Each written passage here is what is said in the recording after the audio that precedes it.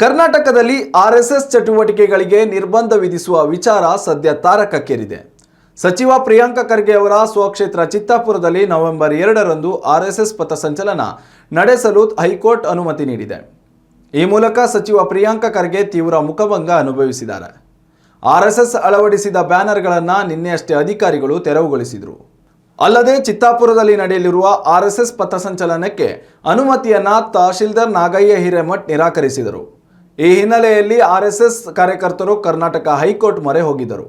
ಈ ಕುರಿತು ವಿಚಾರಣೆ ನಡೆಸಿರುವ ಕಲಬುರಗಿ ಹೈಕೋರ್ಟ್ ಪೀಠ ಪಥಸಂಚಲನಕ್ಕೆ ಅನುಮತಿಯನ್ನು ನೀಡಿ ವಿಚಾರಣೆಯನ್ನು ಅಕ್ಟೋಬರ್ 24ರ ಮಧ್ಯಾಹ್ನ 2:30ಕ್ಕೆ ಮುಂದೂಡಿದೆ. ನವೆಂಬರ್ 2ರಂದು ಚಿತ್ತಾಪುರದಲ್ಲಿ ಪಥಸಂಚಲನಕ್ಕೆ ಅನುಮತಿಯನ್ನು ನೀಡಿದೆ. ಅಲ್ಲದೆ ಅರ್ಜಿಯ ವಿಚಾರಣೆಯನ್ನು ಹೈಕೋರ್ಟ್ ಅಕ್ಟೋಬರ್ 24ಕ್ಕೆ ಮುಂದೂಡಿಕೆ ಮಾಡಿದೆ.